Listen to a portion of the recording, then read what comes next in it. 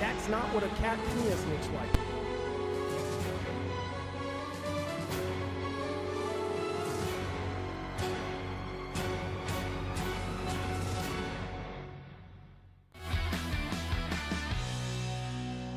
How dare you?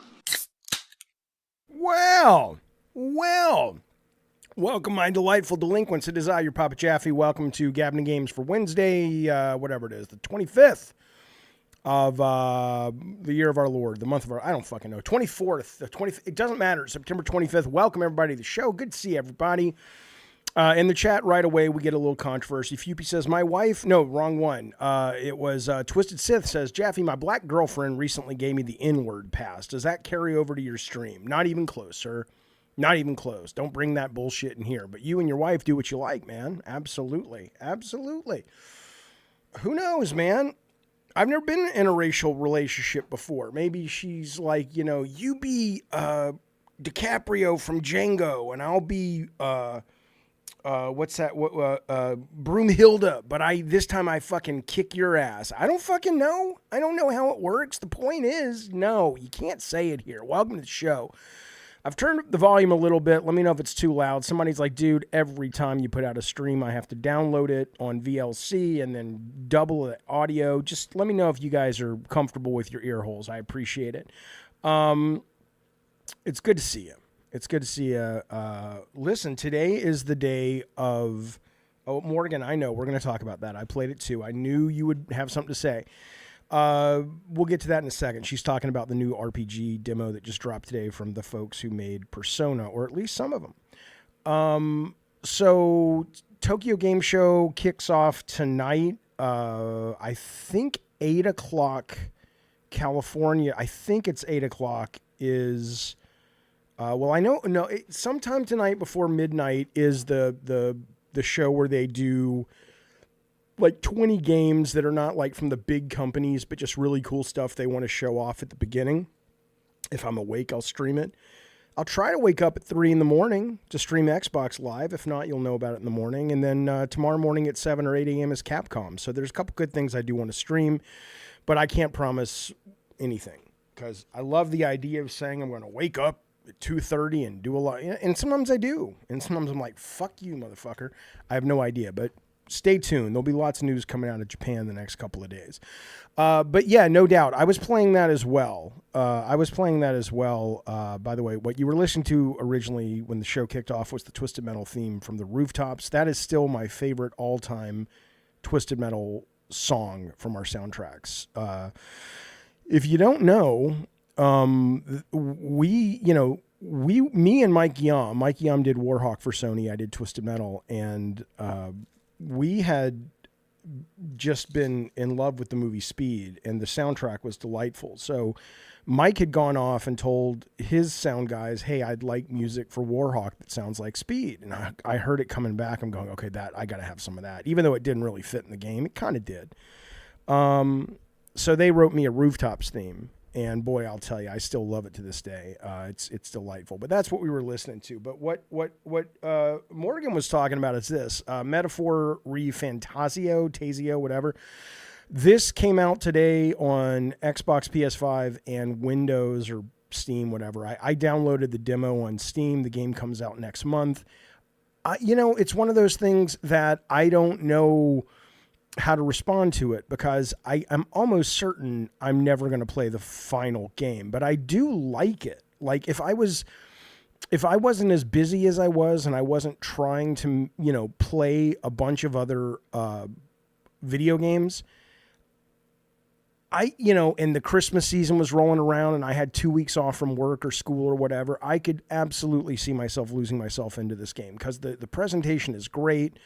The story is so far okay, but the presentation's really cool. I only encountered one enemy so far, and the design is really, really neat with the enemy, and all the stuff is very much like Persona with the really cool UI and everything. So Morgan says, I think it will be this generation's Persona 5 for sure. I mean, I'm interested in that because what I've played so far seems cool. I haven't finished. It's like a 4-hour demo.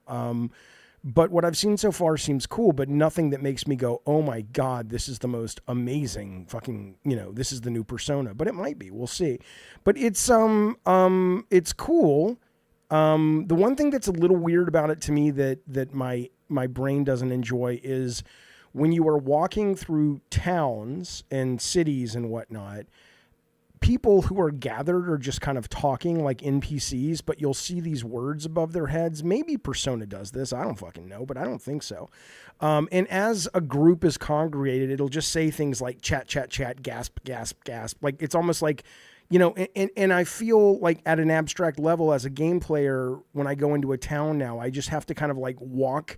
It's that whole fucking thing that I hate video games do, where it's like walk close enough to something that might be of interest to see if it triggers an actual conversation. And so when you do it in a big environment, it feels like busy work. Like, oh, I got to basically go through the town and get into proximity of all these little people to make sure they're not going to offer me any information. It is stylistically cool. Morgan says, yeah, that's to ape a manga. I get it. And I think it looks really, really neat, but I just find it, it feels like busy work, which I don't like. But I don't know.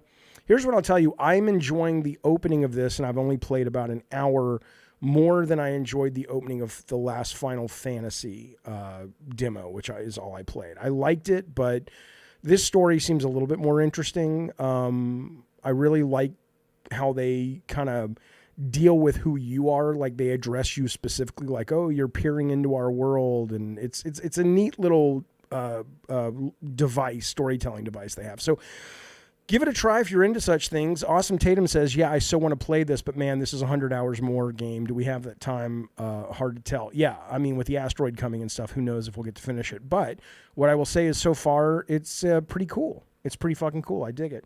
Morgan says you don't have to engage with those people. Yeah, but how do you know that? How do you know that what's making the game hard or easy or preventing you from solving the puzzle is the fact that you chose not to, speak to these people and get a little hint. How dare you? Well, I know, but this is, I don't know how to play these games sometimes. But anyway, I was playing that today. Oh my God, I got to tell you guys, I played, oh my God, I'm putting it in this design video I'm doing for members that should go up in the next couple days. It's pretty beefy. You're pretty beefy. But it's cool, and it's this thing. I don't even know what the fuck it's called. It's a weird name. It's on Steam. It is called Lorne's Lure. I'm not even fucking with you. There's the demo, Lorne's Lure, and I'm just playing the demo right now. I played it for an hour, and it is so amazing to me because what this is if you guys have a problem with games today like Uncharted or Tomb Raider that kind of put yellow streaks everywhere and pretty much hold your hand and tell you exactly what to do. This feels like you're not in a bad way. Like it doesn't feel antiquated, but this feels like a game where you've gone back in time to Tomb Raider days where you really are left to your own devices in terms of, what fall damage will do to you and can I make that jump? And is that a surface I can work with? It is very, very immersive because of that. It's very indie. It's probably one dude made it. If you're there for the graphics, it's probably not for you. But it's really neat to play a game that really just says to the audience, here's what you have to do. Here are your mechanics. Go. And it's challenging. It's kind of like first-person parkour. You play this kind of character who's been trapped in the bowels of this thing. I don't know what it is, a machine for 300 years, and you're trying to work your way to the bottom to get out. And it's pretty neat, man. It's pretty neat. But what I love about it is just that contrast between old games or current games and a game like this that says, I'm going to get out of your way. I'm not going to tell you where to jump. I'm not going to tell you. I'll tell you where you need to go, and here are your tools, and have fun with that. And if you're into such things, it's super fucking immersive. I love it. I love it. See, Twisted, that I knew somebody was going to say that, though. He says, Jaffe, you hate that kind of thing. You always complain about games that don't teach the player well enough and don't have good maps and bad onboarding. No, yes, I do complain about those things, but that's not this. That's what people hear what they want to hear, and I can cop to the fact that maybe I'm not the world's best communicator, but that's not what I'm talking about when I complain about those things. I'm saying when a game presents as a mainstream big budget game where it's like, go here, do this, do that, and then it doesn't really tell you what you need to know to do it. That's what I complain about. This game says, we want you to go here, and the very nature of the game is you're on your own. So you enter into it with a different headspace. You enter into it going, okay, like I get that this is meant to be played a certain way, and the game is very clear about that. And that's what I'm talking about. What this feels like when I played the remastered Tomb Raider recently, which I enjoyed.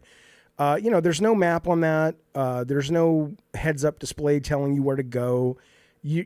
And even though it's kind of difficult, the immersion is super fucking strong. So I'm into it so far. I'm going to pick this up tonight. This week. I got to finish Star Wars first. But Lauren's Lure, the demo is out on Steam. I don't know if it's on console. Probably not. But it comes recommended. I'm very curious what you guys think about it. Morgan's talking about JRPGs and the trope where you have to kind of walk around and talk to everybody. Oh, I know. I just don't like it. I hate RPGs when I come into town, because when I come into town or castles or whatever, all it feels like to me is, okay, let's do the work now. Let's go to every single NPC and click on them. And sometimes it's just color commentary. Sometimes they don't say anything. And sometimes it's crucial. But you don't know until you go up to them and see if there's like a little indicator above their head suggests they're interactive. One moment, my child has just entered the room, and it is time to deal with my beautiful, wonderful spawn who I adore. What's up? Under the sink, there's a leak. Okay. So there's a lot of water under the sink. I'll get it in a second. Just leave it for now. I'm not touching it. All right. Thanks, buddy. So they should tell you when an NPC's dialogue is spent. Yeah, there is that. Sometimes it's just like, am I done? Am I done? And I get it. If you enter into an RPG and you do it from a standpoint of, I want to just get super fucking immersed, and you read everything, and I get it. I totally get that that there's a lot of value to that. I don't really play them that way. So, Morgan says that's where Final Fantasy VII Remake series handles it well. It's just ambient dialogue. They speak with voices. I could see that, yeah. Jojo D says, are you getting Echo Point Nova? It's from the guy who made, it's out today. It's from the guy who made Matt Walla, one of my favorite games, Severed Steel. I will be getting it. I haven't gotten it yet. Haven't had time, but it looks really cool. It's more open world.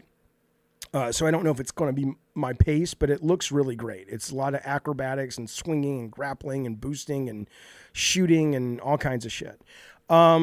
Jaffe is due for yet another moment of clarity like Astrobot. Metroidvania games are inherently meant to be that way. No, it's not true, Vitaphone. I find the people that push back at me on the Metroidvania and say, all the Metroidvanias, they're all about secrets to find, blah, blah, blah. And again, what they conveniently leave out of that discussion with me is I've never had a problem with those games having secrets. And I love, one of my favorite Metroidvanias is the Shantae series, and I've finished every one of those. And there are tons of things. If you want to complete the level 100% or complete the section 100%, you've got to kind of search through walls and find little crevices that don't present as openings. And it's like, oh shit, there's a little secret entrance there. The problem I had with Metroidvania, as I've said over and over and over, was not that there were secrets, but that the critical path, the only way forward, was hidden by those. And I can't name a lot of Metroidvanias where you are blocked because of a secret. I can name a lot of Metroidvanias where, hey, if you want 100% it, or if you want to find the little item that maybe makes the gameplay a little easier, that you're going to have to find a secret for, but not the critical path. That's kind of my complaint. Okay. All right. Jaffe was right about some of the 16 PS button levels, says Fupy. The challenge levels being bullshit, but we finally beat the last one today. Well, congratulations. I mean, that is great. I mean, that's people seem to love that game, so that's awesome. But, my biggest issue was they weren't identified as such, so I didn't know. It's all on the video I'm making. You'll see. I explain it as best as I can. Jonathan says, Jaffe, you mean like Metroid Dread? That's exactly what I mean. Now, I know there are a lot of Castlevania fans who watch the show, and you tell me if I'm wrong, but I can't remember a Castlevania where the critical path to success, to win, was blocked behind something that was super fucking secret. Now, Metroid, okay, I will give you. I'm not a big Metroid guy, and people are like, dude, Metroids have always been that way. But I've never really played a Metroid 2D until Dread came out, other than fucking around with it on the Super Nintendo at like a CES or something. And so if that's what Metroid is, 2D, I don't like Metroid. The last thing I want to do when I'm fucking stuck is go into a room and shoot everywhere and go, maybe the solve is not a puzzle. Maybe the solve is not reading the map. Maybe the solve is not, oh shit, I didn't realize that cool ability I unlocked, 5 minutes ago. I can go all the way back to the beginning and access a secret lever that will let me, that's fine. But this is just like, hey, good luck. It could be anywhere. Just start shooting. No, go fuck yourself. That's terrible game design. I'm sorry, it is. If you like it, I appreciate that. I respect that. But don't act like I'm the outlier here. What a dumb design that has no place in 2024-23. I'm not moving on from the Metroid thing. They brought it up, PK. I didn't bring it up. But yeah, if you guys are saying there are Castlevanias that also do it, great. I think that's shit too. I think that's utterly shit too. The only thing see, you're going to get pushback, which I appreciate because I agree with Awesome here. The only thing blocked in some of the Castlevania games was to fight Dracula. In the DS versions, you had to do specific sequences to fight him versus the normal end boss. Right. So they may be hiding a great experience behind secrets. That's awesome. But the critical path is not. Lord Garth says can't be too terrible. The money says otherwise. Well, kind of. I mean, it sold 4 million copies or 3 million copies, and that's great for that series. But, it's not like, let's put it this way. Metroid could be the missing link to Nintendo's Holy Trinity. You could have Mario and Zelda and Samus. I know it's Samus, but it's stupid. Change the name. If that game were made more clear, and if it got out of its own way of being a slave to the past, there's a great, really almost all ages, or at least teen and up, sci-fi character there they could do a lot of shit with. Yeah, Donkey Kong lives with Mario, PK. I don't mean, you know what I'm saying. Donkey Kong is in that world. I'm talking about sort of like, there's the Mario world, the Zelda world, What do you mean I can slam dunk this baseball for points? Baseball based terrible game design. I don't know what you're trying to communicate, sir. Eddie T says Diddy is constantly trending. P. Diddy? Oh, Nintendo must be set to release a standalone Diddy Kong game or sue somebody. P. Diddy Kong, yeah. Lord Garth says it's kind of cool to play a Zelda game with Zelda. I might suck or it might suck, but I'm going to try it. I'm kind of backing off a little bit on that one right now because the reviews came out today and they're good, but they're not like glowing. But I love Zelda games, so I'll probably pick it up. I just got a lot of other things I want to play right now, and I'm trying to finish. So, okay, let's move on to some the news of the day, though, shall we? Let me get a little sip of the bubbly because I drink a lot.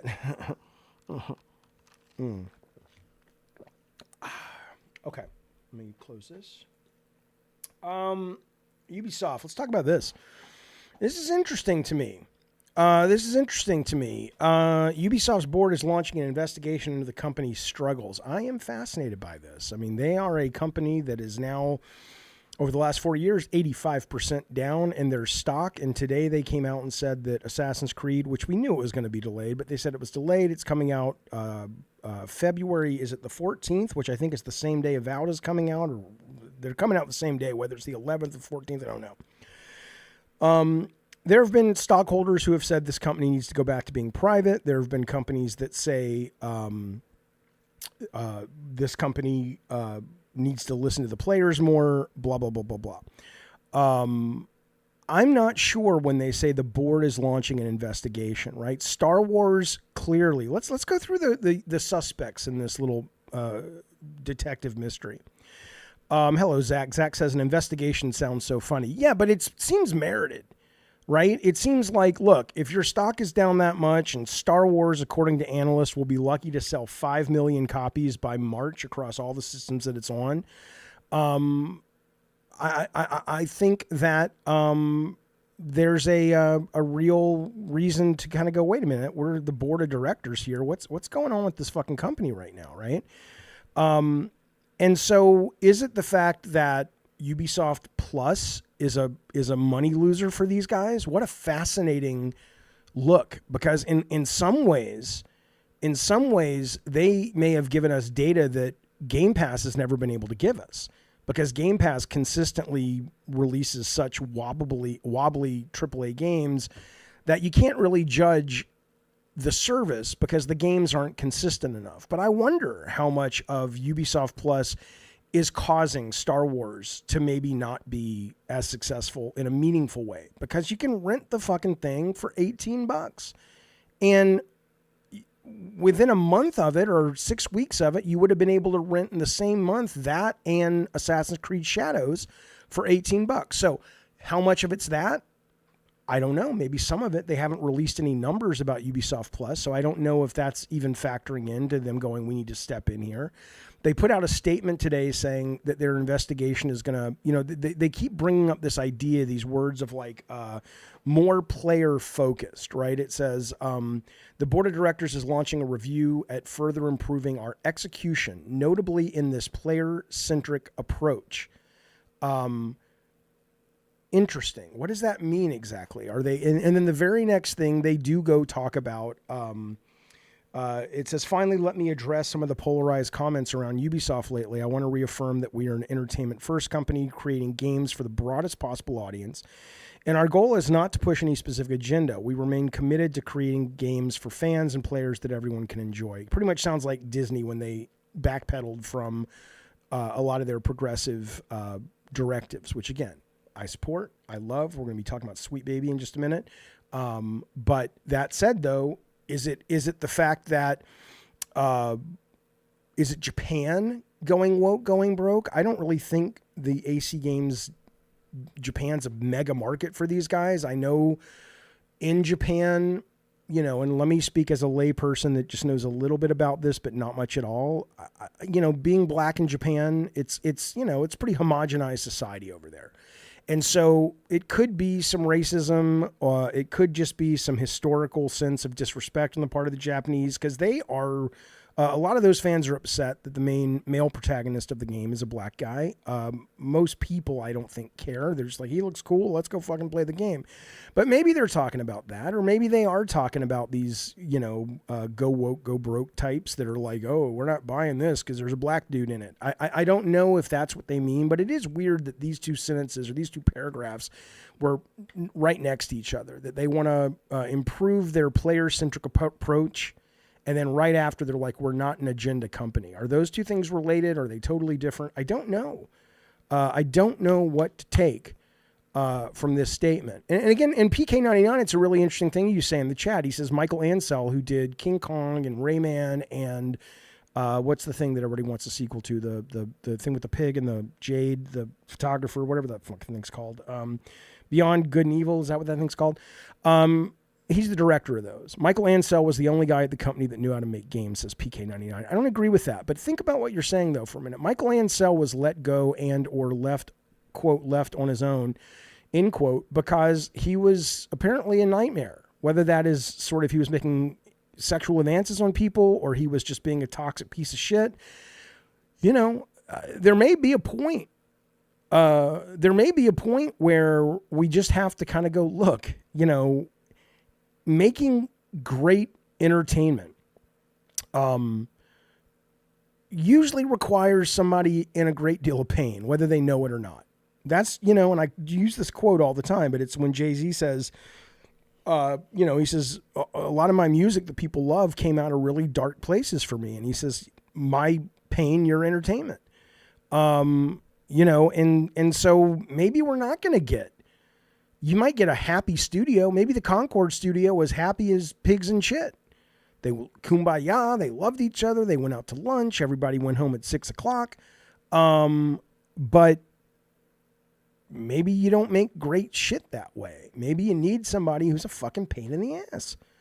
Not a sexual abuser, but somebody who's a pain in the ass. I don't know. I want to know more about this company and why this is happening and what this investigation is about. Morgan says Assassin's Creed Shadows seems to be racist. Tory Gates, I don't know who that is. Oh, Tory Gates, is that a person? Tory Gates, is that a thing? I don't know. Have been found in the game to be desecrated, and that is not a thing other than Hiroshima. I don't know what you're talking about. So I'm not saying you're wrong. You're saying the game, because of that, is a cultural insult, but it's not for the black guy. Yeah, there's absolutely no information I can share there. You sound like you know more about what you're talking about on that than I do. But yeah, it could be that. But I don't think that Ubisoft went out of their way to say, hey, let's fucking desecrate some fucking shrines, right? I mean, they just fix it, right? Assassin's Creed Classic introductory disclaimer will be changed to, this work of fiction was designed, developed, and produced by a white team. It's definitely racist. Come on now. But I agree. Movie Maniac says no pressure, no diamonds. Right. I think that's usually correct in the creative process. There's no doubt. Ken Levine spent 8 years trying to not to make a BioShock, only to wind up making a new BioShock type game, says Real Boss Moz. He scrapped years of work and was crazy too, like Michelle Ancel. I mean, I don't know about that, right? I mean, Ken's a good guy. Ken openly admits he deals with depression. He's a perfectionist, and you don't go work with Ken Levine or for Ken Levine if you don't know what you're getting into. But at the same time, my understanding about Judas, I think that's what it's called, this is a new game. You're not really going to see, now again, this could just be lip service, but I trust Ken. You're not going to see what's really impressive about that game in a trailer. Because when you watch a trailer, it does look like sort of BioShock in a different setting. But what he has said is, he's like, look, we are doing so much when it comes to non-linear storytelling. That's really where the secret sauce in this game is. And I don't know if that means there's just lots of branching. I don't know if there's some kind of procedurally generated narrative stuff that he had been talking about. But I'm a believer in Ken until he makes me not a believer. And so far, I'm a believer. Oh, interesting. I've been wanting to see that. That was just nominated, I think, for or won an Emmy. He says, me and my wife were watching Blue-Eyed Samurai. I hear it is great. And Shogun, which I hear is great. That won an Emmy too. And she says, and she was always like, I've been to that castle. Yeah, I've been to Japan a few times, been to some of the castles, temples. It's beautiful. It's fucking beautiful. Okay, Morgan says they didn't desecrate the gates in Assassin's Creed on purpose, but the point is that they hired no one who is Japanese who would catch that in the first place. Well, I mean, think about okay, this is going to tie in, although we're not going to get to the Sweet Baby video immediately. But this is the point. It's like, yeah, if you're going to make, tell a story, set a game in a location that you don't have all the experience that you need, that's one of the reasons, consultants exist. Now, I think Sweet Baby is their heart might be in the right place sometimes, but I think their tactics are shit and their work is not very good. But I certainly think in the case of what you're saying with these Japanese gates, you'd think somebody would have hired somebody and said, hey, what are we doing here? Is this okay? Is this acceptable? Is this offensive? I guess it turns out that it was offensive. I don't know. But that's an easy thing to fix. What's not easy to fix is to go back. I guess you could whitewash. What's the guy's name? The samurai that you're playing in the game? right? Whatever. You could turn him into an Asian guy. I mean, you really could. It wouldn't take that long. Don't fuck with me. I'm not an idiot. I'm like, it'll take 5 minutes. You're going to have to redo the model. And there may be some pre-rendered cutscenes that you're going to have to re-render, and that's going to take a lot of time. I'm not saying it's like 5 minutes, but, if these guys are actually going to go, if it's the Black Samurai thing that's getting them into trouble, because, right, what else could it be? It's the Black Samurai thing, or it's Ubisoft Plus digging into sales. What else could be the reason to delay this other than just like, because this kind of ties into the next story, which is also about Ubisoft, which is, and again, yes, people in the chat, I saw you guys mocking me, go fuck yourselves. My game of the year so far is Star Wars Outlaws. I fucking love it. And I did not love it at first. I thought it was terrible at first. Well, okay, I'm going to get to Star Wars in a second, but I got two people. Morgan's saying it's not the samurai, and Ravnos is saying it's not the samurai. Well, you can't tell me that because they desecrated some gates that aren't even real in the video game. They can't take 10 minutes and put new material, new textures on them. They're not going to have to slip the game to February for that. So what do you think the reason is then? I did read the statement. It's not bugs. It's not bugs. Come on. Ask yourself this. If it was just, if they're like, look, we're not ready. Okay. But this is coming on the same day that the board releases a statement saying that we have to look at being more player-centric. I did read it, Ravnos, but that's like, taking Hitler's word and going, but Hitler said the Jews were subhuman. Oh, okay. I know they said it. I know they're going to use that time to polish it. I get it. I was in development. I know what polishing means. But ask yourself this, when is and again, now, I may be wrong on this, and please fact check me on this. I don't know. But I don't seem to remember Ubisoft ever being a company that they don't slip a lot, right? I mean, when's the last Assassin's Creed that was supposed to come out and slip because, it's not ready? How often come on. And it's on the same day that they're coming out and saying, we need to take a more player-centric approach. The Star Wars guys came out and said, we're changing our, our season pass. We're giving away content for free for the Lando DLC. We're putting a lot of effort into improving it. In fact, the word, this is from IGN, but Ubisoft admits Star Wars underperformed. It's a 76. User score is like a 4 out of 5.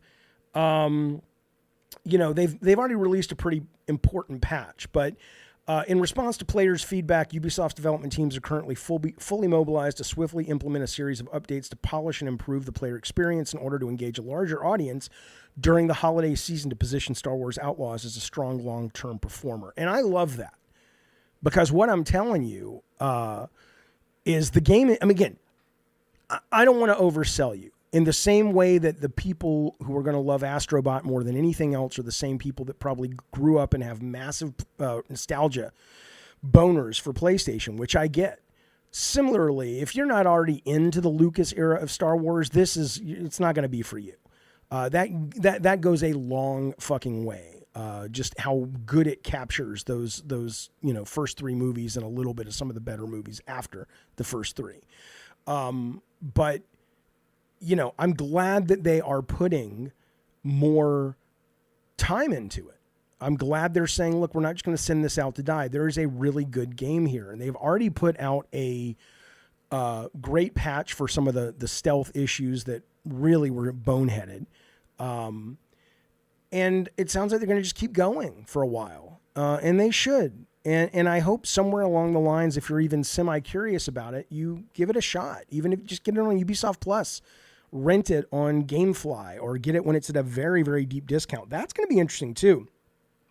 How much of this is the board going? Because what was the excuse? What was the excuse a lot of people said when Outlaws came out? I mean, Ubisoft has trained their audience to be expecting deep discounts in their games. Games that were reviewed really well within weeks, certainly by Black Friday. So a lot of people, like Morgan says, I have Outlaws wish list waiting on discount. So it could be the board's going, guys, you know the narrative here on this game, on all of our games is we're getting hit now with Ubisoft Plus taking sales, and people just don't buy our games because we've trained them not to until they drop 50%. So, and Twisted Sith says, sorry, but my favorite game journalist, please don't call me a journalist, for two reasons. I would never be a game journalist because I don't like I like some of them, but I would never be a journalist though, because that's a fucking skill. And people who call themselves journalists in games, most of them aren't. Journalists are the fucking heroes of this fucking democracy, I should say. Zack says that's exactly right, Jaffe. We all know we can get the game in November for $25 or less. Why not save $50? Exactly. And so that's kind of the thing, right? It's like, is that what the board's going to look into? Who the fuck knows? But it's fascinating. And I've told this story before, but it does bear repeating in relation to this particular topic. I was at E3 the year Ubisoft had, what was the Far Cry where you fought the boss and you were walking up the piano keys like you went into a subconscious or something? Was that like Far Cry 3? And then they had Assassin's Creed, I think it was 3 with the American Revolution. They had Zombie U, the Wii U zombie thing that was really innovative.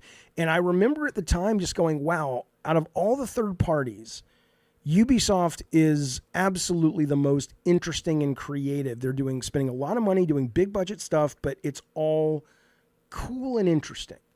And obviously they've gotten away from that and they know that. And so I think it's kind of cool that they're trying to right the ship. Absolutely. The vast majority of game journalists as Vita are not accredited journalists. Right. No, it's ridiculous. It's ridiculous. The crew is great too, Mutant Mo. No, I'm not thinking of what am I thinking of? I'm thinking of what's their, is it Motorsport? The Crew Motorsport? That game's fucking excellent. That's fucking excellent, man. I love that. I like that game better than Forza Horizon, as I've said. So anyway, we'll see where it goes. We'll see what happens. Ravnos says Prince Persia, the new one's not my kind of game. I did see, I don't know if you, a Motorfest. Yeah. I don't know if you saw this, but, John Carpenter, ex-film director, was tweeting out last night about Prince Persia. He's like, dude, this game is the shit. And the DLC just dropped for it yesterday as well. So it's not like they're releasing utter crap, but we'll see. Eddie T says Ubisoft peaked in 2003. Well, when that game was out? I don't think so. I think it was a little after that. Yeah, I heard Riders Republic was fun, Joe W. I think the biggest problem with Riders Republic, and then they had another one that was similar, was kind of like, it's got this kind of sheen of we want to be hip and cool, and it just looked really kind of fucking bullshit. It looked like forced bullshit. Bukaki wants you to know when geriatrics are praising your games, he doesn't mean me, but he might as well be, but he means John Carpenter. It looks very uncool. Who gives a shit, Bukaki? Get back under that house and fix the plumbing, you motherfucker. Go home and get your shine box. Yeah. So, but no, I mean, I get it. But I think John Carpenter is one of the few cool old people, right? I mean, he made all kinds of cool shit that even new people who weren't young when that shit came out, they look back at it and go, oh, The Thing was cool and Halloween was cool, and all that shit. And he's also probably a more hardcore gamer than 95% of us on this chat right here. So he's got some bona fides, man. Okay, so yeah, Bukaki says doesn't matter. He's still old. He doesn't have the skibbity riz. Oh, Lord have mercy. Okay, let's move forward. Accredited, says Ravnos, does not mean what people think it means, at least when journalism is concerned. I think what I think it means, you tell me if I'm wrong, is did somebody go to school for journalism? Did somebody learn the trade working for an actual paper or real magazine? Or were they some kids that loved video games that wrote some reviews and got a job at, Game Informer? And they've never been through the ringer of what it means to, and it doesn't matter in these days. Everybody has a microphone now, including me. But there was a time that very few people could shout from the rooftops and be heard. And that was something that you wanted to make sure that, they had been trained. in. So anyway, let's move forward. I don't care. Whatever. Fuck you. Tell me I'm wrong about it. I don't really know. Where are we going, boys? Here's where we're going. I don't want to talk about that anymore. It's boring to me. Let's talk about this. This will kind of dovetail into the. I think I figured out what I have a problem with. Aloy. And this will dovetail into the Sweet Baby video that we're going to watch together and discuss.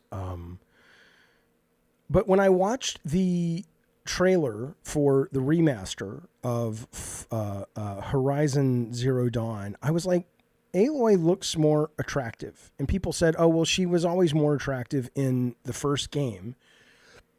Maybe it was because she was younger.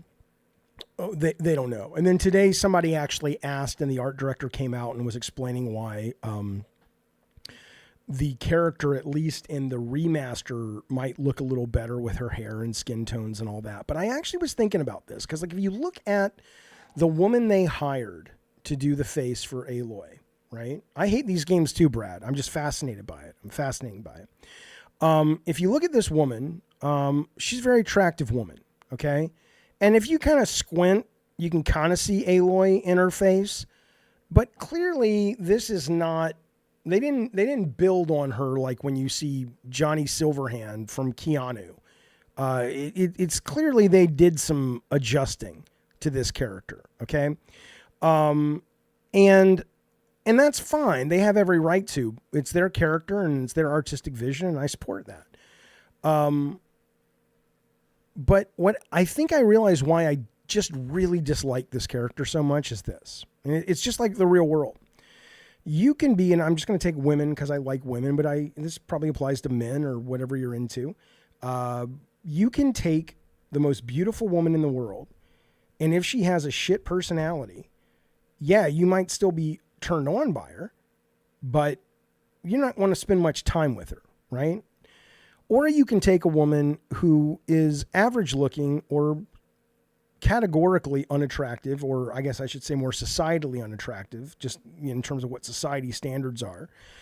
But if she has a great personality or she's funny or she's interesting or she is just exudes some kind of raw sexuality, you want to spend time with her.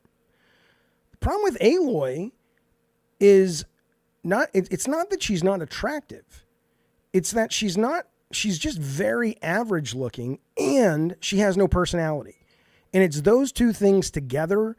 I think it's not that I like, oh, her character's so terrible, I hate her. It just represents lost potential. It's like you're going to put all this money into a star character, right? I mean, again, I'm not saying we did it right, but we did it right. We spent 2 years and God knows how much of Sony's money searching for the lead for God of War, right? And it landed, and it organically, I mean, obviously it was marketed, but it became a franchise because a lot of reasons, not the least of which is that people thought he was a cool character. Aloy reminds me Aloy reminds me of, who's the guy, Glenn Powell, the actor. Glenn Powell and Matt Damon were the same. It was like Hollywood found some guy and they're like, we're going to make this the next big heartthrob. And they were everywhere. And you're like, who asked for this? And again, I like Matt Damon. I got no issues with Powell. I'm just saying that it feels so manufactured. And it's just like, guys, how hard is it? You don't have to make her a sex pot. But make her fucking interesting. Make her unique. Make her look unique. She just looks like an average lady who might be working at Starbucks. Nothing wrong with that, but that's the hero of your franchise? I don't understand. People only hate Horizon because of Ashley Burch's sexuality. I hate Horizon, Fupy. I don't even know who Lance Reddick is, so I can't speak to his race, but I don't hate anybody for their race. And Ashley Burch's sexuality, all I know about Ashley Burch is she does the voice. So no, that's a dumb thing that you just typed. Lego Aloy will look unique. Yeah, absolutely. Absolutely. Yeah, she doesn't have a gimmick. She's not a good character. She just isn't. Stop fucking forcing her on everybody. No, I don't know who Lance Reddick is. Yeah, I agree, Morgan. None of the characters in that game are memorable. They're just kind of annoying. Okay, but here's what I want to talk about as it relates to all this stuff. I mean, I'm over talking about Sweet Baby for the most part, but this hit my feed today, and I was like, wow, this is interesting. And I thought it's only like a 20-minute video, so we'll just watch it, react to it, and discuss it. But this hit my feed today. I'd never seen it before. Somebody, and I don't know this person, Kershey, she's clearly, or they're a VTuber, and clearly they're very much about rage bait, and let me go to the people that have a, there's not like a real nuanced thing from what I can tell. But I did think, because I found this on where the guy's topic in it, it's like one of his goals is, Sweet Baby, is they want to burn the game industry to the ground. Now, again, people have run with that and been like, oh, yeah, they don't, it's hyperbole. It's meant to be dramatic. That's not really what it's about. But what he says, though, is really interesting in some ways. And I haven't watched it all. I wanted to wait and watch it with you guys. But it's the first time that I have watched this. And I've been like, wow. Okay, Sweet Baby, like I've said in the past, their heart is in the right place. Who doesn't want diversity? Who doesn't want to make people feel included? Who doesn't want to create a kinder, better world where everybody can be free to be who they are? I think most thinking humans want that. And I like that there are companies out there like Sweet Baby that say, hey, we're going to help companies try to make that. We're going to help them try to get there with what we can offer. But this video is a little goofy to me. And so I thought we could watch it together if you'd like to.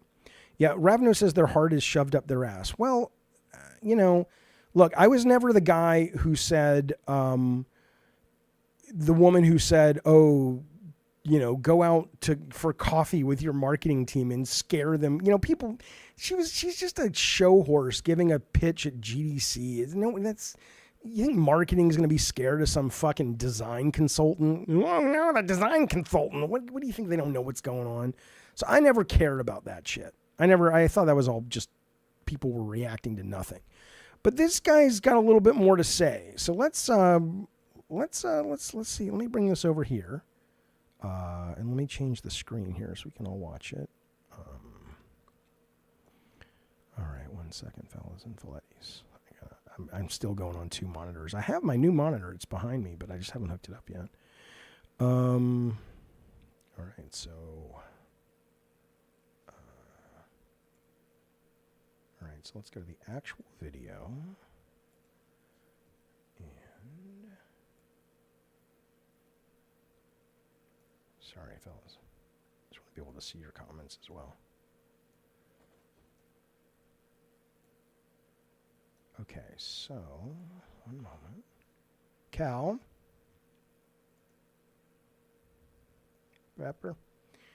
All right.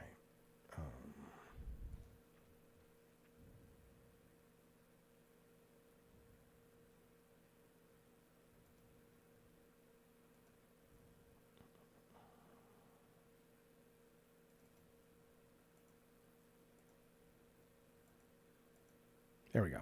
Okay.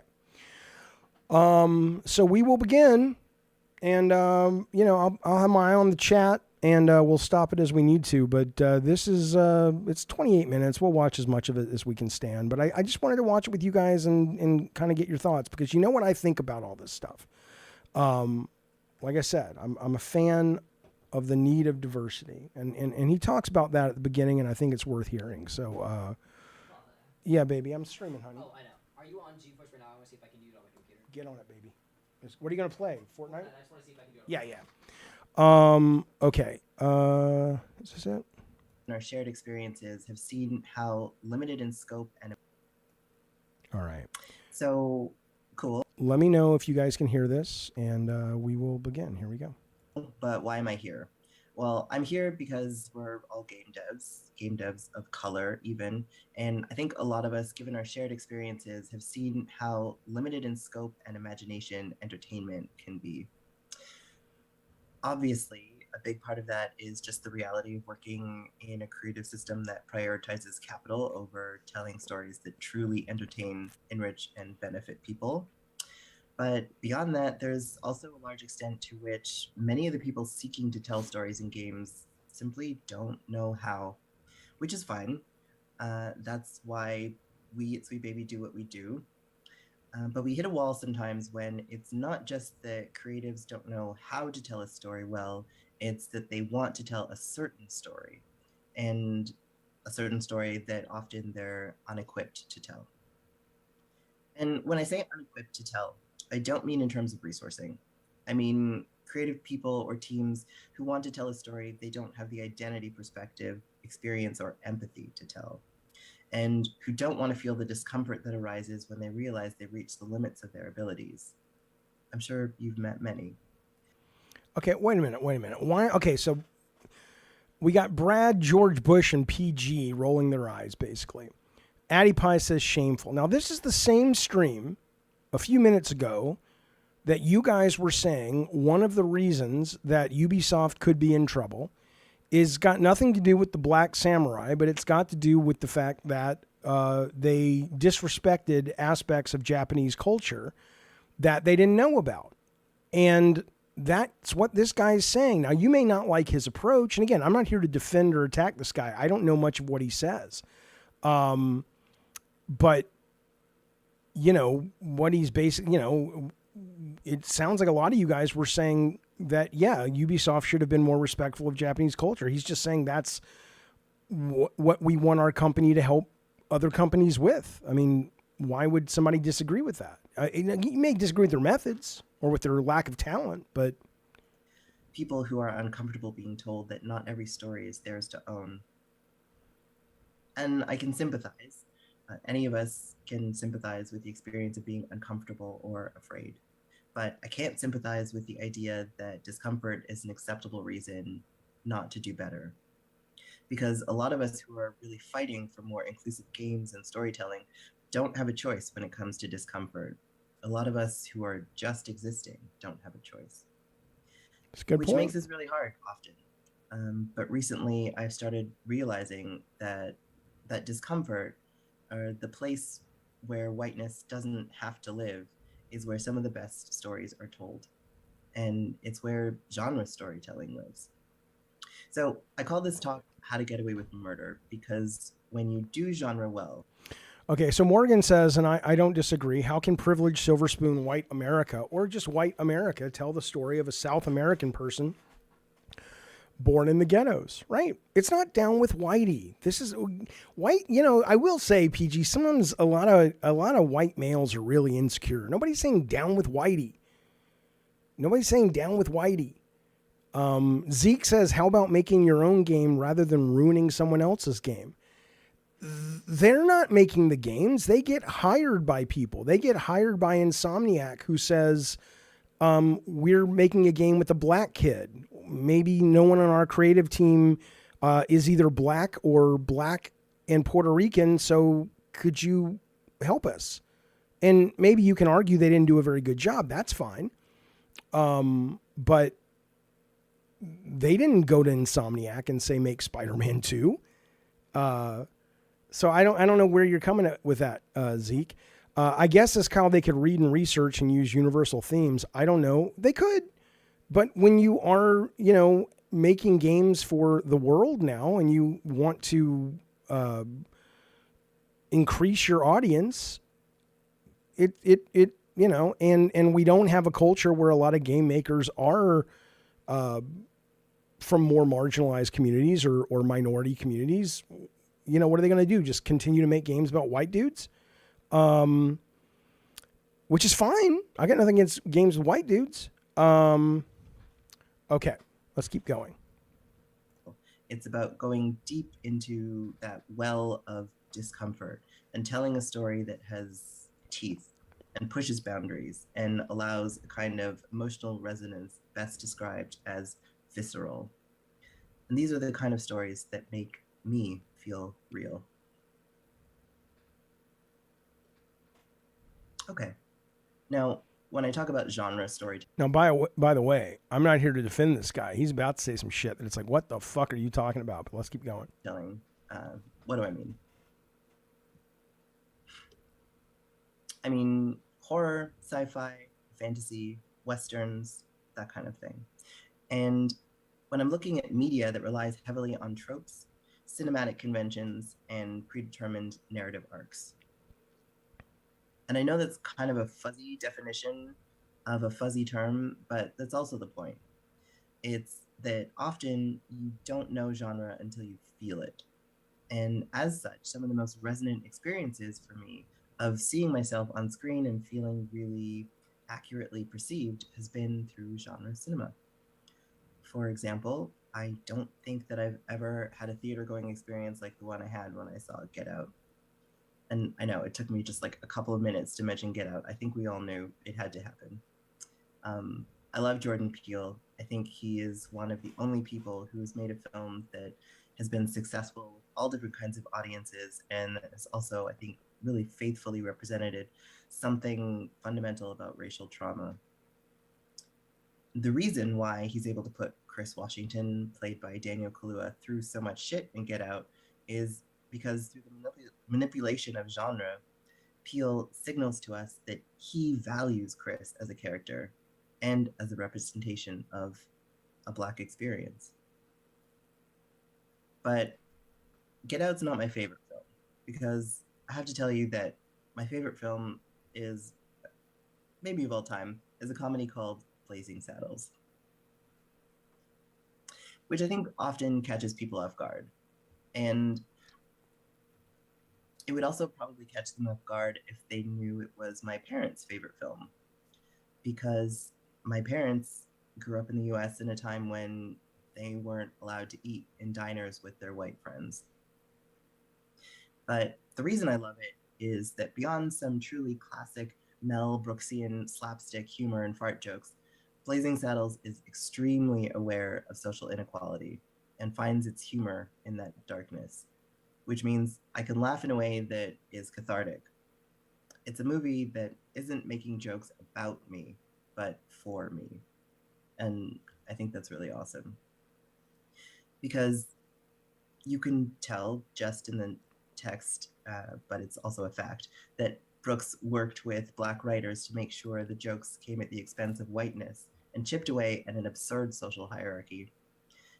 It's deliberately and unexpectedly maybe a narrative that contributes to the liberation of people like me. It isn't respectful. It's offensive. Yeah, but it offends the right people, which is to me the point of truly incisive, intentional genre work. Wayne says this person is boring to listen to. I mean, it's a talk, right? We don't usually show talks on this channel, but I think it's, I don't know, I think it's worth watching and commenting on and talking about. Maybe you don't, and that's fine. We'll see on the next stream. But you know, I think there's something about allowing yourself to open your mind a little bit. Like if you look at even some of the chat, it's like they're just attacking this guy. And it's just like, just listen to what he's saying. I'm not saying he's right. I'm not saying he's right about all of it, but you know, the guy's got a point to some extent. I mean, it's his lived experience. Just like you guys think that, you know, everybody's trying to attack Whitey these days.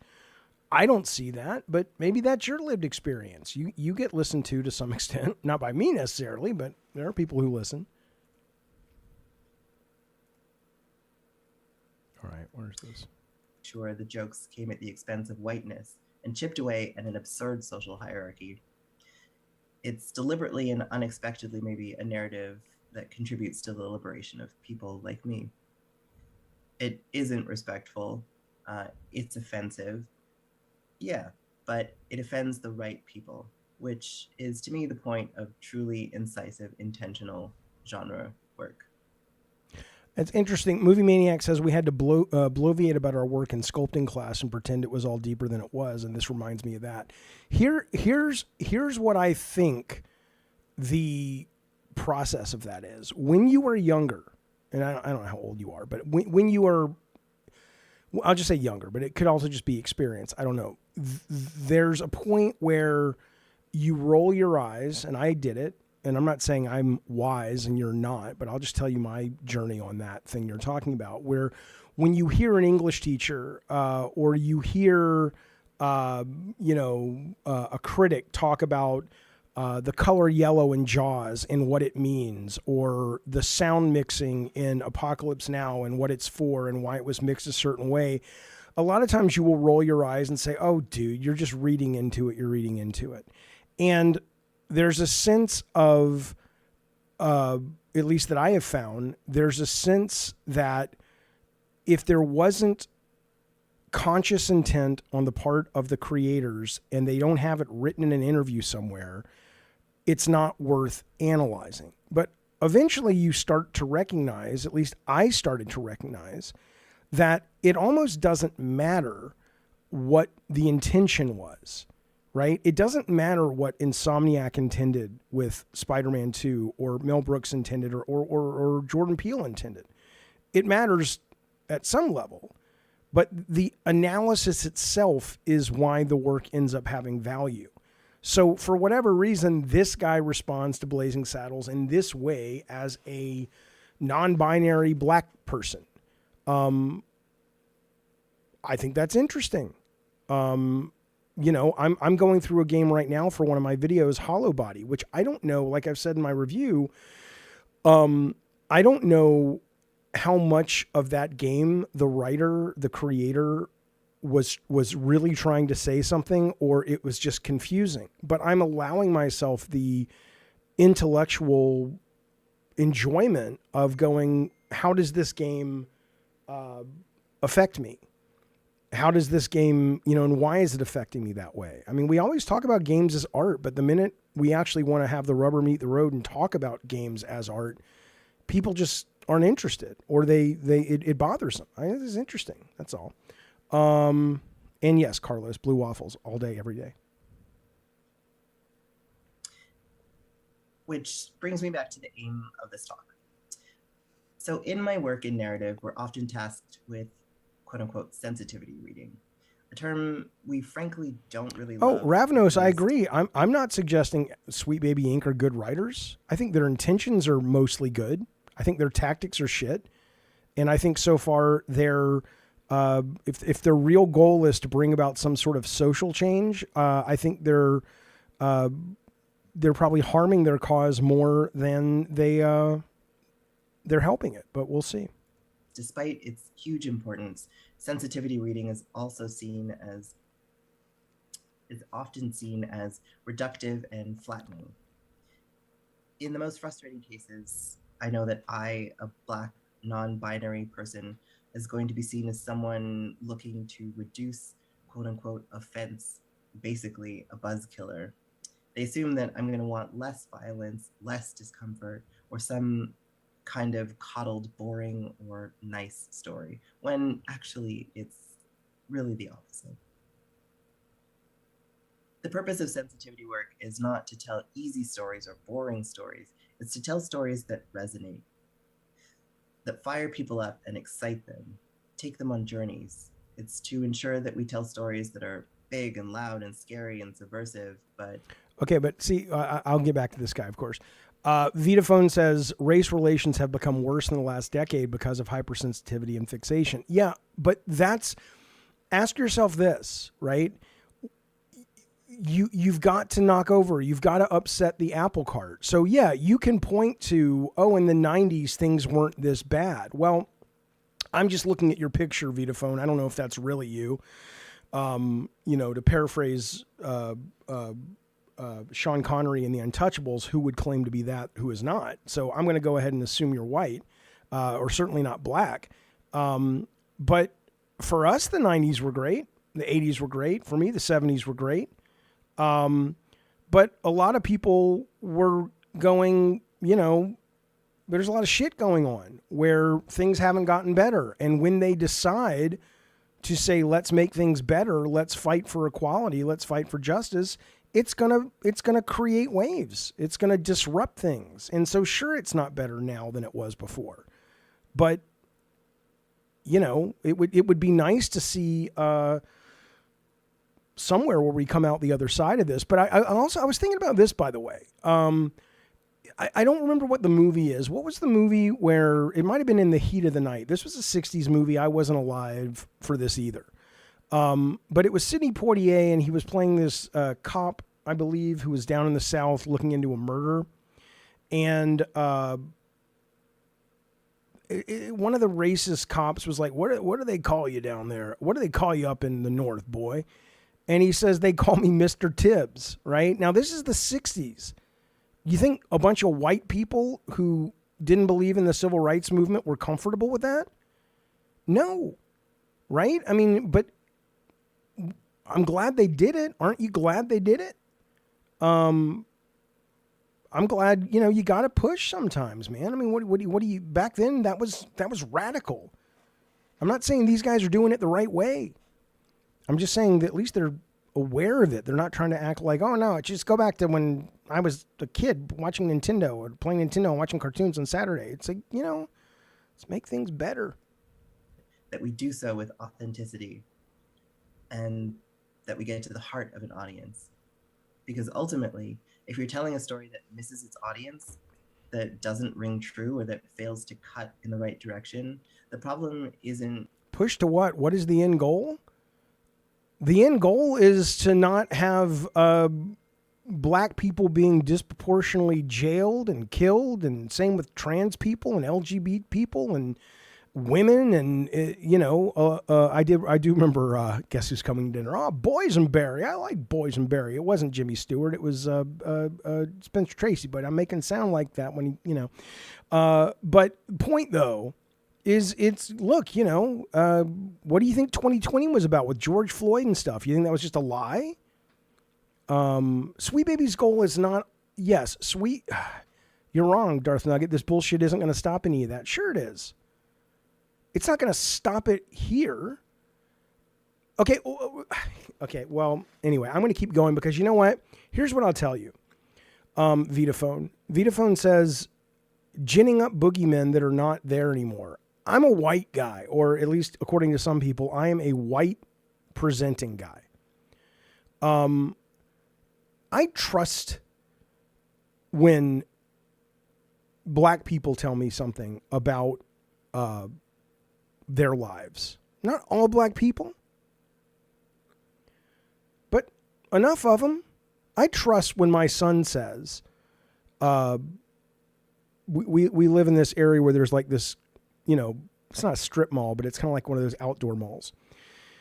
And I was walking with my ex the other day, and we were walking in that area, and I said, it's so funny, our kids never came here on Friday nights after the football games. It wasn't until after they graduated that I recognized that this place on Friday, when there's a home game at Torrey Pines High School, is insane with teenagers. I'm like, I would have loved that when I was a kid. I'm surprised they never asked us to take them up there.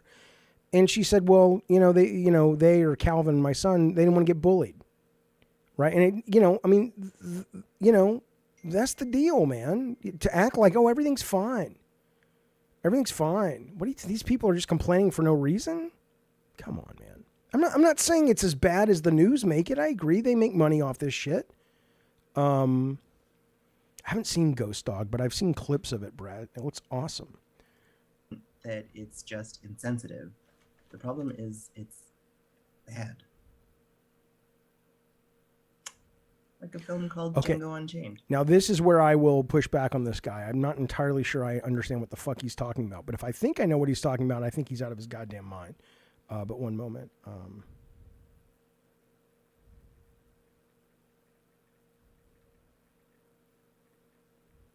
Yeah, of course. Socioeconomics is a real problem as well. But don't act as if that's not marbled in with race and a lot of other things too. But sure, of course. But even Darth Nugget, what you're saying is it stands to reason that the people who commit the most crime will suffer the most from the justice system. Okay, now flip that. It stands to reason that the people who are the most marginalized and get a lot of a less opportunity will have the need to commit the most crime, or have the perception that society isn't worth preserving and listening to because society doesn't give a shit about some of them. It's not this black. I mean, Darth Nugget, you in every other category, you seem like a smart guy. I'm not saying you're not smart because you don't agree with everything I'm saying, but to act like it's this black and white good guy, bad guy thing, is goofy to me. You think the majority of people who are in American jails are black is because black people just are fundamentally more apt to be criminals? Or do you think it's because our society is tilted in such a way that, look, I'll tell you something. If I didn't have opportunities that I had and my kids were hungry or I was hungry, you goddamn right I'd break in and steal shit. And so would you. Everybody would, if that's, where they're left.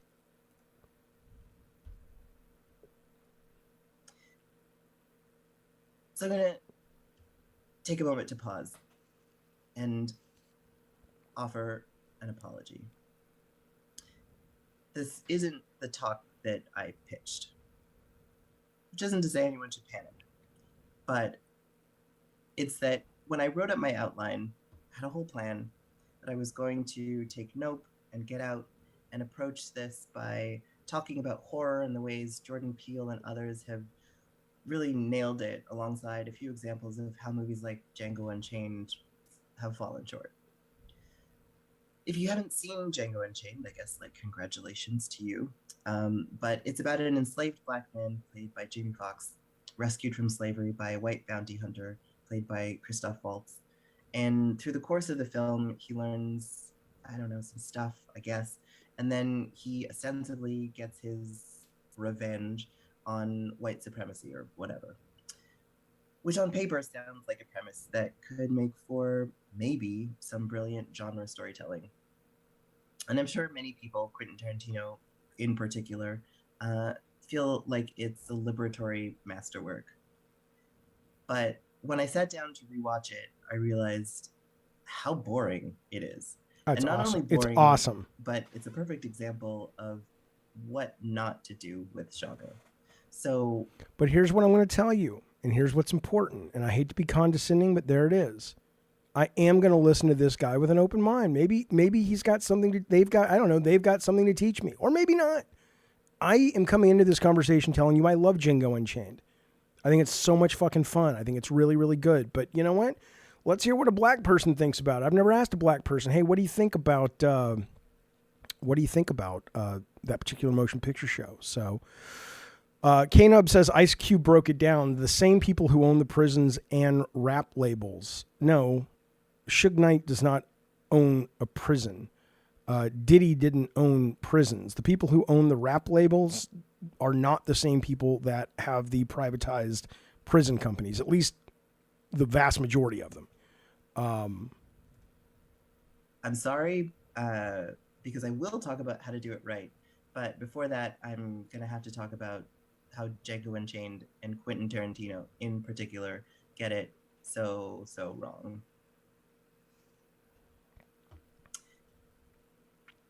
Because in my work, I meet a lot of Tarantinos. These are people who say, I want this to be gritty, dark, or edgy. And they have this obsession with edginess. Sort of a context-free version of art is supposed to make people uncomfortable. As an auteur, Quentin Tarantino feels like someone who grasps after edginess when they don't really have any human tragedy to explore the depths of. They don't understand that growth comes from trauma, sure, but it also comes from joy. He holds a no pain, no gain kind of mentality that I think is unshakably rooted in white supremacist patriarchal values. And in that, we come to the first lesson Django teaches us about genre.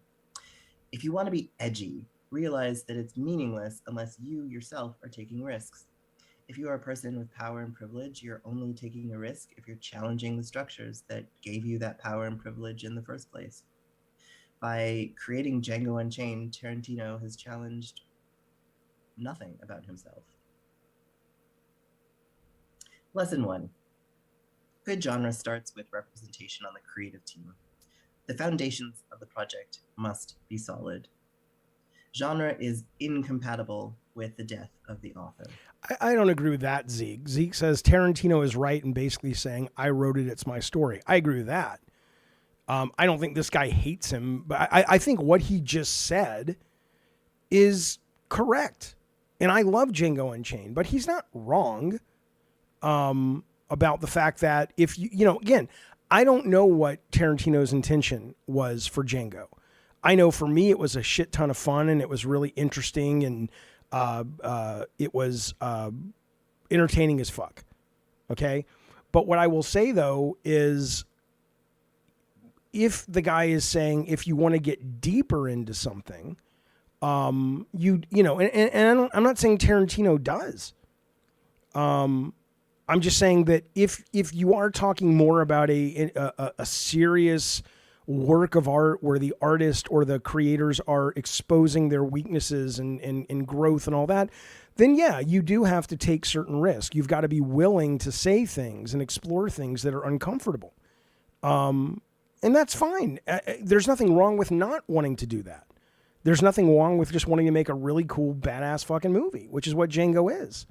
But to act like what he said is the preface, which is just like, what was he risking?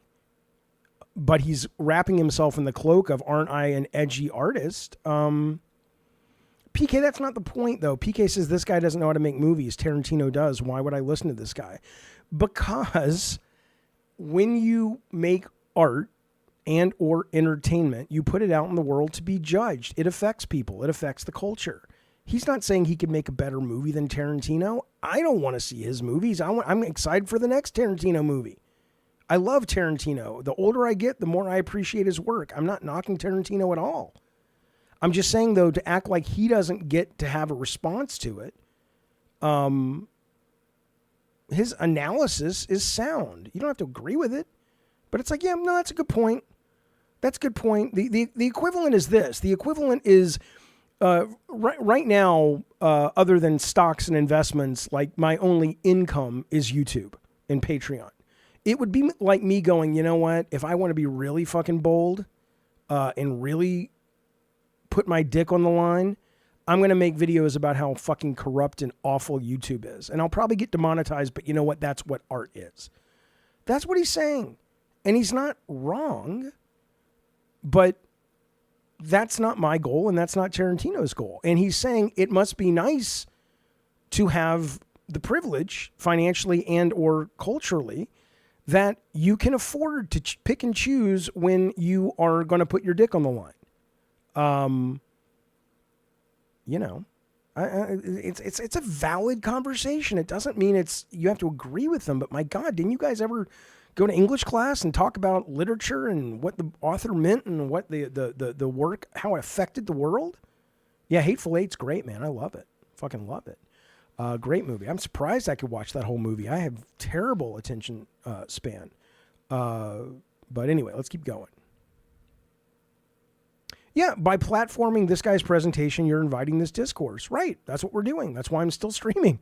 Because I think it's interesting. And it's my mind's open to this guy, to you guys. But Vitaphone, you're saying the game was a risk. I mean, the movie was a risk. I'm sure there were some risks, but not the kind of risk he's talking about. Not laying himself vulnerable and tearing down the very things that have given him power. It may be like, oh yeah, I had to risk. If this movie didn't work, I wouldn't get as much of a budget for the next one or whatever. Yeah, every Tarantino movie I've ever seen is great. They're not all as good as each other, but yeah, I thought Once Upon a Time was great. In Tarantino's case, the man seems to thrive on people hating him, and so I don't hate him. But I do think his work needs to be critiqued out of existence.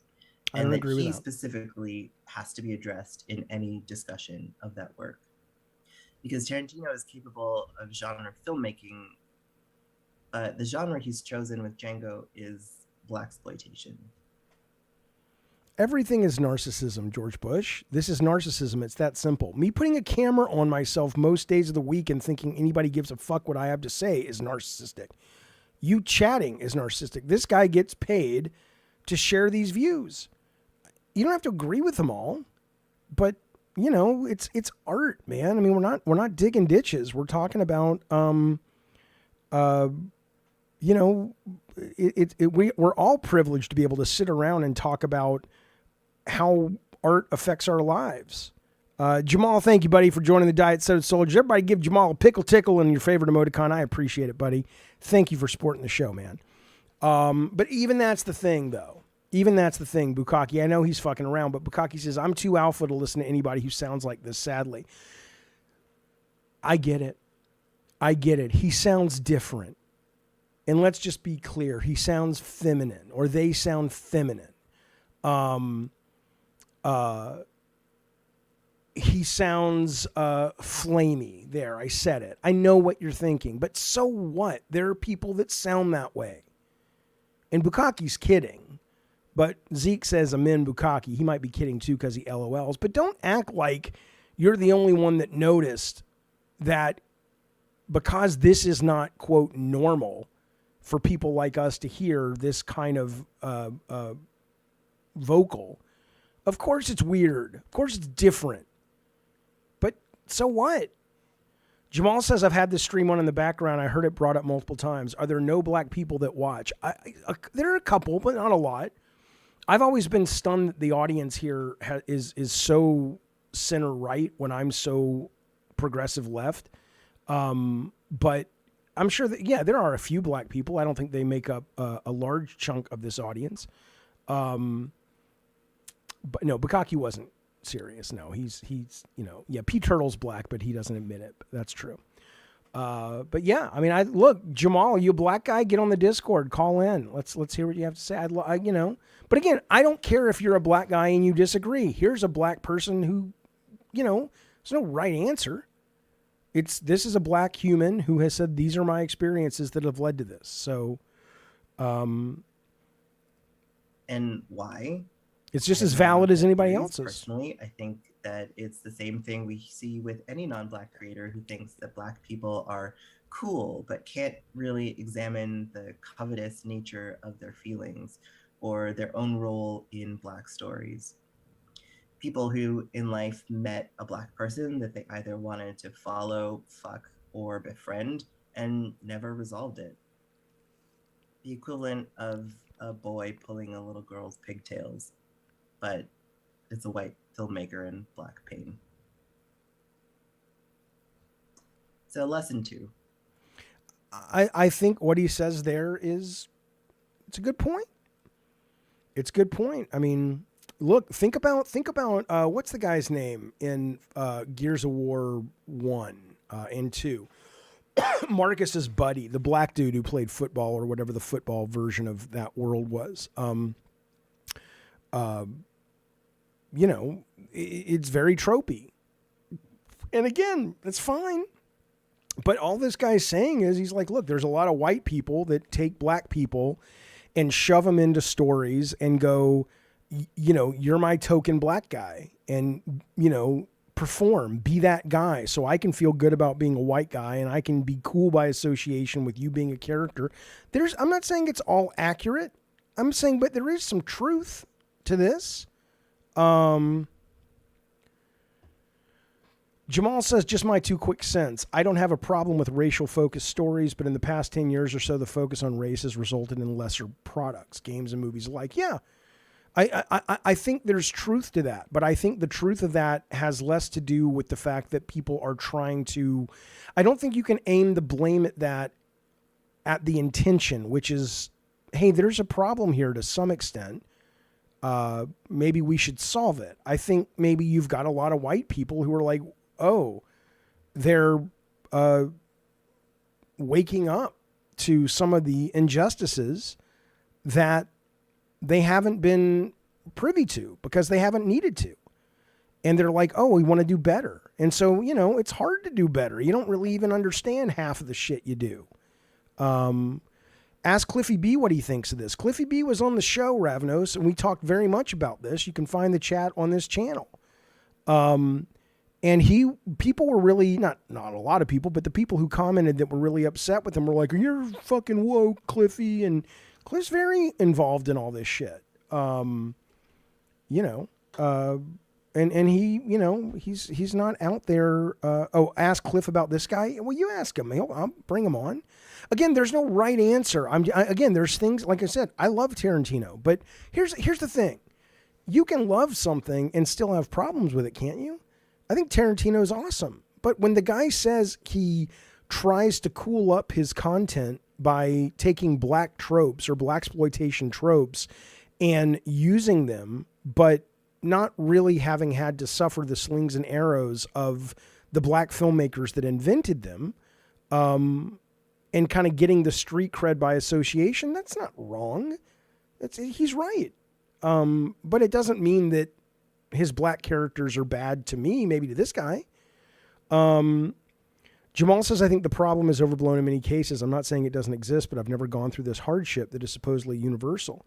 Are you a black guy? And if so, are you a black guy living in a relatively safe area of the world?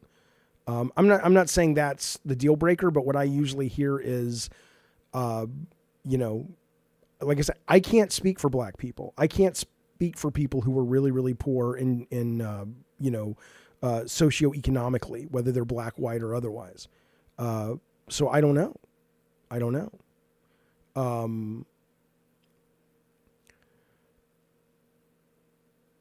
Have you guys seen the clip of Quentin doing the interview with the black person? He started talking like a character black guy the entire interview. I've heard of it. I haven't seen it. All right, let's keep going though. To make good genre, the emotion of the story and the challenges of it must be known to the author, or else whatever emerges from it will be empty. All flash and gore and no substance. But for the people watching today, that's rarely the problem, right? We're the people who probably said those first two things or fought for them. So with those two lessons established outside of the story, then I want to dive into the meat of it. No more premeditation. It's time to do a murder. Assuming that you are the right storyteller, that you're in the room, that you're looking down the barrel of a narrative project you want to turn into a throat-ripping genre story, we can now go back to our three pillars of genre. And by the way, so this is where I will disagree with him a little bit, right? If he's talking about a video game or a movie or a story that is like he was saying, Get Out. Like a lot of people suddenly were like, oh, horror can be about something. Horror's always been about something for the most part. But if he's talking about every game that they work on, they want to take from just being summer popcorn entertainment that doesn't move the needle. And some would argue that choosing not to move the needle itself is a statement of a lack of engagement in some of these problems. But whatever, that's an individual's choice and a company's choice. But where I don't agree with him is I don't want all of the games that I play to be a rich, nutritious, anthropological study of a meal of race and class. There are some that I do, absolutely, but certainly not a big budget Sony superhero game. That's interesting. That's super fucking interesting, but I don't want that to be most of the games I play when I'm signing up for a Marvel game. But, I'd rather it be, if it's going to be in there, I'd rather it be a little subtler. Jamal says, I'm a mixed race person, but would probably be called black presenting for most people that don't know. I'm in Florida, which is apparently one of the most racist states, and have never had an issue. Okay. So let me ask you then, Jamal. So all of this stuff then, when we see, as a white guy, as a white presenting guy, when I see stuff like the George Floyd stuff, or I see stuff like the woman, I see a lot of videos of white people getting away with things that black people or Hispanic people never would, or I hear black people talking about the systemic racism in America that they deal with. It's just ingrained into the culture. Do you think they're misinformed or lying, or do you think that you just happen to have been fortunate and not encountered those things? Like, what is, not that it's your job to explain it to me, but since you're here and since you seem to be offering to chat, what is a black person's explanation for that then? Are people like this just lying? Are these guys just grifters lying and making money? Is that all they're really about? Or is this built on, is Jordan Peele that made Get Out, which is very much about race in America, is he full of shit? It's like, it's a good movie, but it's for white people to feel good about white guilt that really they shouldn't have because none of this racism is a real thing, right? I mean, that's a pretty bold claim, but a lot of people like Zeke believes it. They're indoctrinated. I don't know. I'm asking you.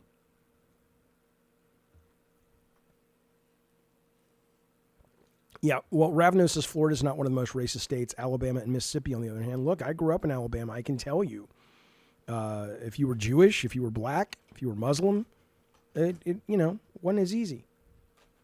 I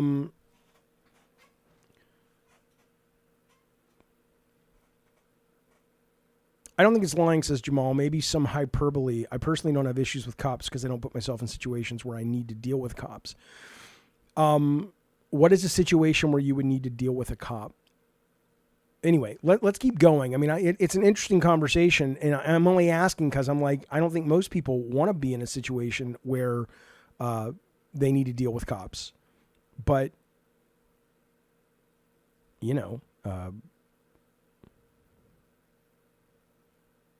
okay, let's keep going.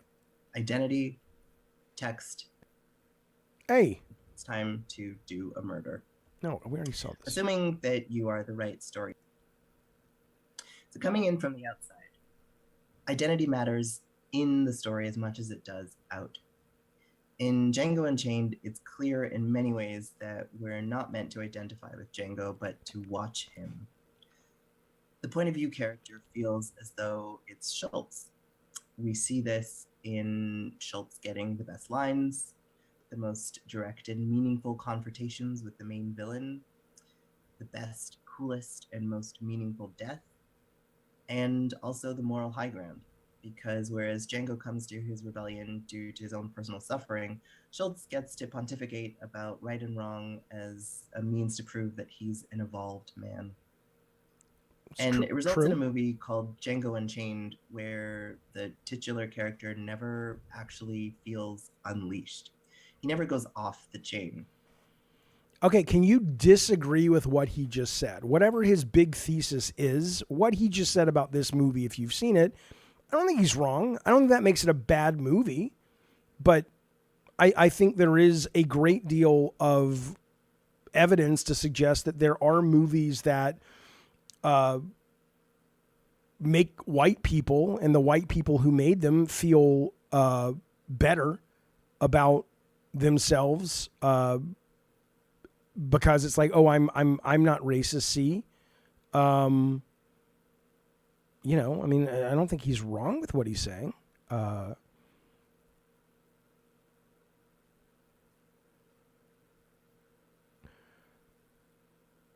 You may as well platform a Q video, QAnon, and whining about the same narrative lens they see what a film is about.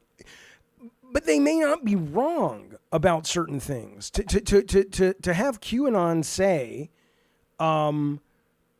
we're going to talk about a movie in which the right is painted as just evil and idiots, I'd go, yeah, it's unfortunate. There are a lot of right-wing people that are fucking idiots, just like on the left.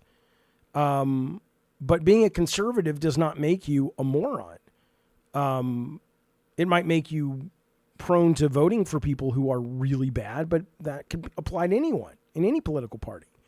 So, yeah, there may be a movie that they do this with, and I might agree with aspects of what they're saying as well, but I'm not going to hire a QAnon consultancy agency any more than I would ever hire Sweet Baby. Instead, he is literally and flatly unchained by a white man named Dr. King. I'm just going to leave that one alone, but I think it should be obvious why I think that was a terrible idea. In this way, Tarantino fails again, I think, and we have to look to a winner to learn the lesson why. Yeah, it's Blazing Saddles. Well, you can say see white savior, but argue the opposite. How is that not the case? He just made a pretty good, compelling case. Doesn't mean it's a bad movie. But he's kind of right. Explain to me how Schultz is not... It's a good point. I never even thought that his name was Dr. King. It's a good point. He literally unchains Django and gives him his freedom. And then at the end, he sacrifices himself for a noble cause. Right. The opposite is Django could have not needed a white guy. Right. But in the movie, he did. He got freed by a white guy, trained by a white guy, and risked his life to give Django his ultimate reward, which was his freedom and his reuniting with his wife. And what do you mean? No, he didn't. I saw the movie. Where's that wrong? He freed them. He freed Django from the brothers.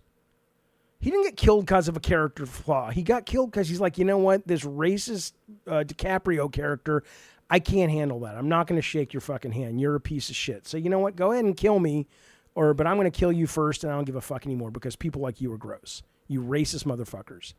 That's what happened. I mean, you know, it's a good ending. I love the ending. It was cool.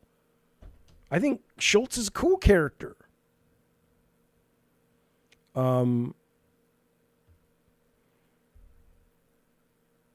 It's not. Well, I didn't look at it like hubris. I didn't look at it like I'm like, oh, it's hubris. I looked at it like he's like, you know what? I can't handle this shit anymore. You're a fucking piece of shit, Candy, whatever his name was, Candide, whatever.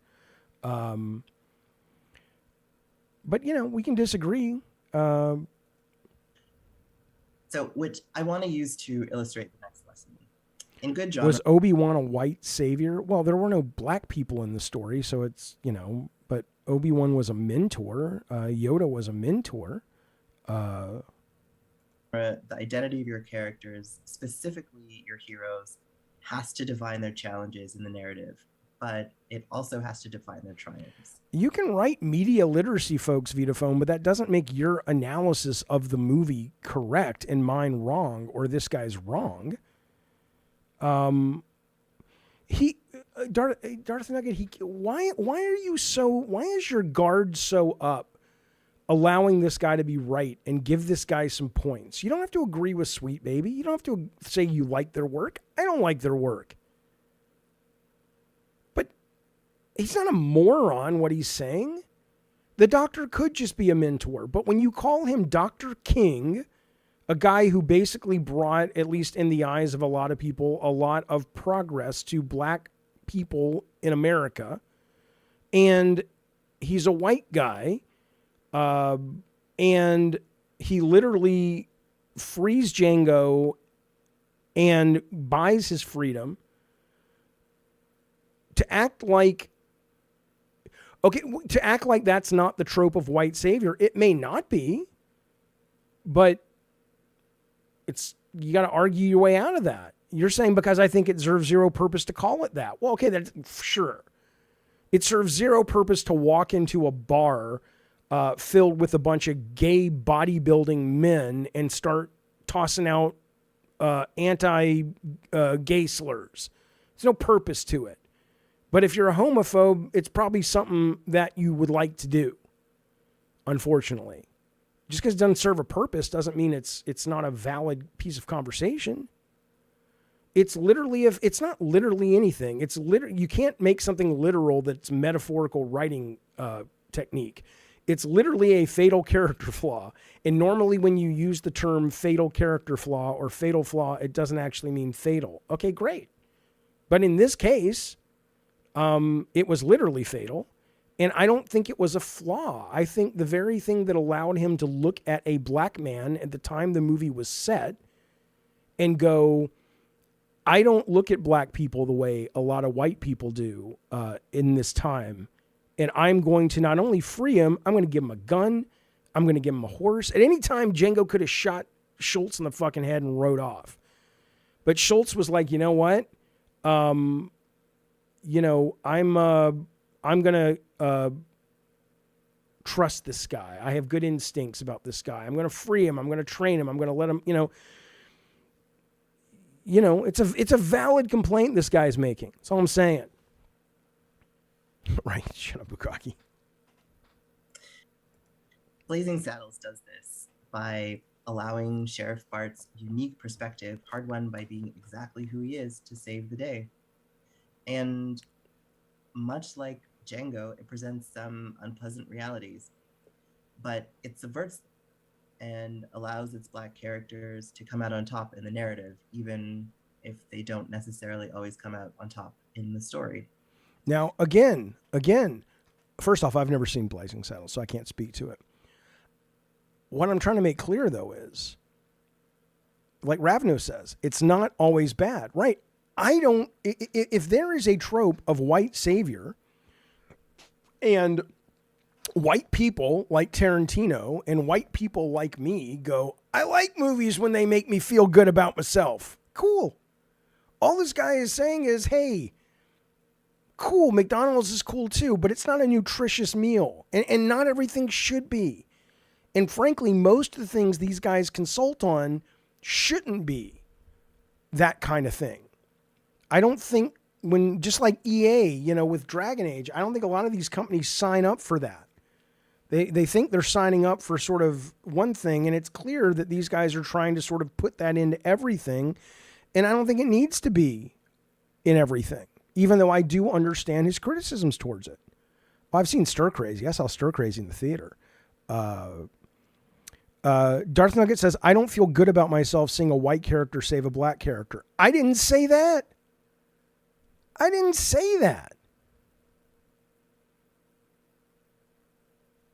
Yeah, I did read McKee's book. I'm not saying a fatal flaw is not a thing. I'm saying that you saying that Schultz's act when he chooses to shoot DiCaprio is a fatal flaw versus a valuable, likable characteristic. I would say maybe it can be both, but it certainly is not something that you go, oh, that's a fatal flaw. What's the fatal flaw? That he no longer wanted to fucking put up with racist scumbags, and even though Django was freed, he's like, you know what, this ain't getting better in my lifetime. I'd rather go out taking out a piece of shit like this Candy guy than walk out of here with my life. I mean, we can disagree on your reading of the film and my reading of the film, but it's irrelevant. You have a right to your take on it, but that's how I see it. It's why Mel Brooks can play with a laundry list of otherwise offensive material. Characters who say the N-word, and a Klan rally in which both of the heroes participate. Yes, it was literally fatal, but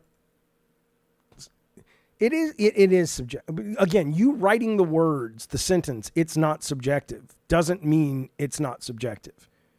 It is absolutely subjective if the death of Schultz in Django Unchained was the result of Robert McKee's definition of a fatal flaw. It's absolutely subjective because I don't think it was. Did he die? Yes, it was a fatal act, but my reading of it is he chose consciously to engage in an act that he knew he was fatal, that would be fatal to him, because of things about him that were positive. How is refusing to shake a hand in any way a sacrifice? It's not, he shot him. It's not that he refused to shake the hand, and then he said, you know what, if I have to basically continue to bend to your will and allow you to sort of rule the roost with your money and your influence, you know what? And that's the only way I'm going to get Django out of here, me out of here alive. I'd rather be dead. Go fuck yourself. I think that was cool. And when I talk about the difference between narrative and story, I mean, that a story can end, for example, with a character who is broke, but Thank you, Wayne. Thank you, Wayne. And while we understand that in the story it's not great to be broke, we can still leave it joyously because we understand through the narrative that money isn't what the character needed. Which brings me to texts and tropes, because to really do genre right, you need to be able to convey both narrative and story through the tropes you're employing, the aesthetic form and the conventions of the genre you're working in. Every genre has a history and a canon, a collection of references and narrative structures that make it what it is. That's why a space opera feels like a space opera, because there are bits and pieces that resonate with our understanding of genre convention. All right, so you get the point. You can watch the rest on your own. There's like another 20 minutes of this. I'm kind of bored. But what I'll say, though, is, here's all I'll say. And I'm coming at this from a guy that would never, if I was still working in games, would never hire Sweet Baby Inc. I find some of their tactics offensive and stupid. I find their myopic take on what they want to do with every piece of media they touch ill-advised, although I think it's incredibly noble in certain pieces of entertainment to do that. And they seem like a bunch of fucking assholes. But more than one thing gets to be true. Right? Yeah, I would have a choice, Vitaphone, because that's my sacrifice. And that's why I was good at what I did, because I would rather be fired. He says, if you were still working at Sony, you probably wouldn't have a choice. You know how many times I pushed against management because I wasn't willing to sacrifice the quality of the game? A lot. I wasn't popular. And sometimes I was right and sometimes I was wrong. Doesn't mean I was right just because I pushed against management. But no, I would absolutely push against working with these guys. But I would not push against going, you know what? If we are going to put folks in a game, I'm gonna be a little bit more educated and open-minded when people tell me things. A lot of people who push back on this stuff feel like, and maybe it's just the life experiences that some of you guys have had. Like, you just don't like being told what to do or something. I don't know. I don't know what it is, but it's like, you don't always have to be right. You can learn something. And I learn stuff all the time. And I say I'm wrong when I'm wrong. But it's almost like you guys have, some of you guys, not all you guys, of course, but some of you guys have such a